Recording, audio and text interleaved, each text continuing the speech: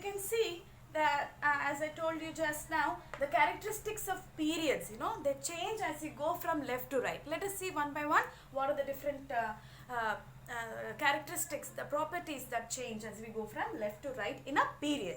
So I have taken here, what is this? Which period is this? It is the third period, right children? The first period contains 2 elements and the second period contains 8 elements and the third period also contains 8 elements. This is the third group, third period, and these are the elements. Can you just name quickly? Can you name them? Sodium, magnesium, aluminium, silicon, phosphorus, sulfur, chlorine and argon. Okay. So here let us see the atomic numbers now. Can you see the atomic numbers over here? It starts from 11 and goes till 18. 11, 12 and so on till 18. So how can you represent the electronic configuration? As I told you that classification is mainly, it's like a reflection of in terms of their electronic configuration, increasing electronic configuration, in other words we can say. So you can see that this is now 281. The electronic configuration of sodium can be written as 281, then 282, 283 and it goes on till it becomes 288. What do these represent children? These are nothing but the filling up of electrons in different shells. We know that Bohr-Bury scheme. Have you heard of that? So according to the Bohr-Bury scheme, the maximum number of electrons that can accommodate a particular shell is given as 2n square, right? So if it is for the first shell, it is 2. If it is for the second shell, you substitute the value of 2 in the place of n and you get nothing but 8. 2 2s are 4 and 4 2s are 8. So maximum number of electrons that can accommodate in the second shell is 8. So you can see that this is nothing but a series related to the filling up of electrons in the filling up of shells by the electrons. So you can see that because 11 is the atomic number of sodium, it has 11 protons. It represents 11 protons. The number of protons and the number of electrons will be same, isn't it? So the number of electrons also will be 11. When you add this, you get 11. Did you understand how they get distributed in various shells? Now, the valence electron. When you get the electronic configuration, it's easy to note down or know the valence electron. What do you mean by valence electron? Valence electrons are those electrons which are present in the outermost shell. You can see that this is the third shell. The electron just started to fill. In the first, the one electron, it entered into the third shell. So what is the outermost shell here? K, L, M. M is the outermost shell here. So how many electrons are there? 1. If you see like that, magnesium has 2 valence electrons, aluminium has 3 and so on, and argon will have 8 valence electrons. So what is happening to the number of valence electrons? It's increasing when you go from left to right. Now valency. Now, when you know the number of valence electrons, it is very easy to find out its valency. What is valency? The number of electrons lost or gained by a particular element in order to get the stable electronic configuration. So, before sodium, can you tell me which element comes before sodium with the electronic configuration 2, 8? Yes, it's neon, children, right? So, if it loses one electron, it gets the nearest octet configuration, nothing but the stable electronic configuration as that of neon. So, it should lose one electron. It easily loses one electron and becomes positively charged. We know that, metals are electropositive. They tend to lose electron and become positively charged. So, its valency is 1. In the similar manner, magnesium loses 2 electrons and becomes, stable. It gets the octet electronic configuration, stable configuration. So, in the similar manner, aluminium its valency is 3, silicon's valency is 4, and after that what happens? Now, the phosphorus, actually, if you see, it has got 5 valence electrons in the outermost shell. Now, instead of losing all the 5 electrons, it's better to gain 3 electrons actually. Instead of losing 5 electrons, it gains 3 electrons. So here the definition of valency changes. If it gains 3 electrons, its valency becomes 3 now. So Then this what you call the sulfur, its valency is 2, chlorine 1, and argon, it is already in the octet configuration, so it need not lose or gain. So its valency is 0. So what happened to the valency when we move from left to the right of the particular period? So it's just an example. It all hold what you call true in case of all the periods, children. So here you see the valency first increases till silicon and then it decreases until it becomes 0 near the 18th group. Okay. Next, it is the atomic radii. Can you see this?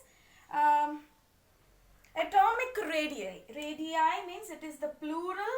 It is the plural of radius, children. Atomic radii.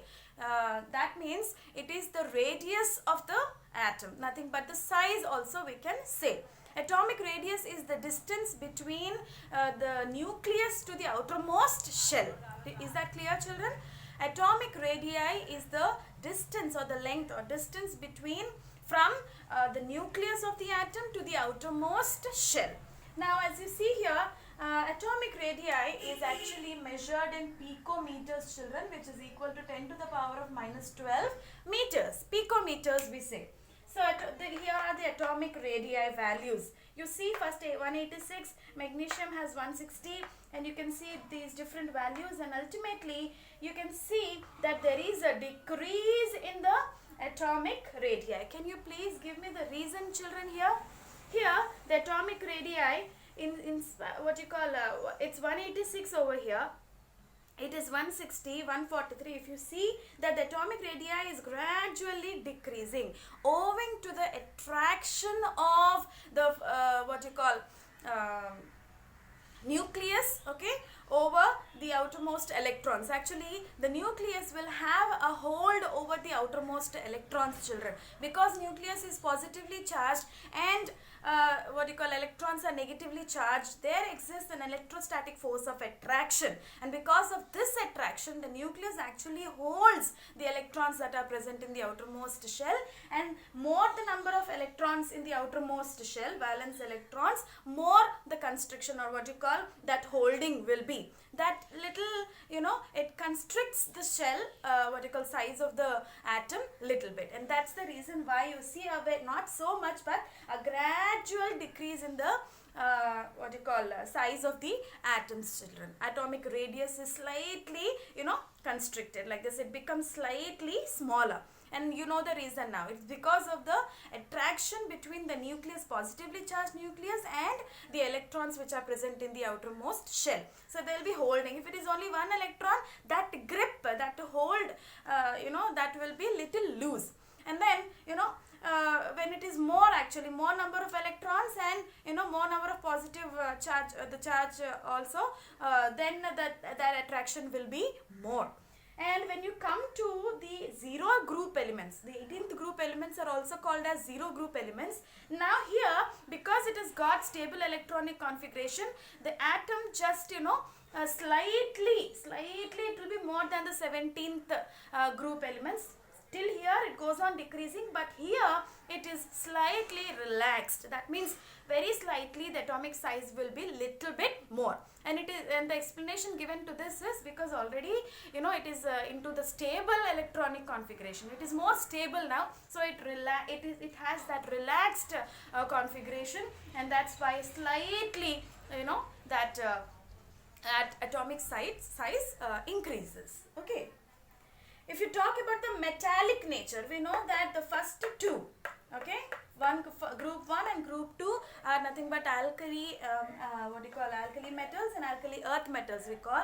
Both of these groups, they are metals, right? So the metallic nature, if you see, when you go from left to right, the metallic nature decreases. You see that when you go from here, they are all non-metals now. Can you see? Silicon is an metalloid. It's a metalloid. Just I'm writing. Silicon is the metalloid. Till here it is metalloid and non-metals and noble gas. So you can see that the metallic nature decreases when you go from left to right. If I talk about non-metallic nature, it increases from left to right. Non-metallic nature increases from left to right. because sodium is the most metallic element here, and chlorine is the most non-metallic element over here.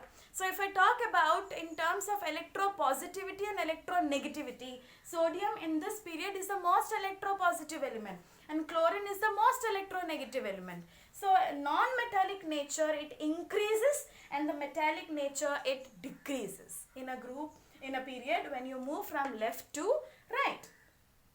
Chemical reactivity, if you see, now there is a chemical reactivity too. Can you see? It depends on the valency, children, actually. So the valencies of, if it is lesser, the valency if it is lesser, it readily reacts. So if you see the chemical reactivity first decreases, till silicon it decreases and then again it increases, and it's here we have a noble. If you leave this till chlorine, noble or inert gases, they don't react, isn't it? Till chlorine, if you see, chlorine is the most reactive and sodium is the most reactive in the group. The chemical reactivity first decreases and then it increases. Got it? That was about the characteristics of periods. In my next video, I'll be explaining about the characteristics of groups, children. Okay? Thank you.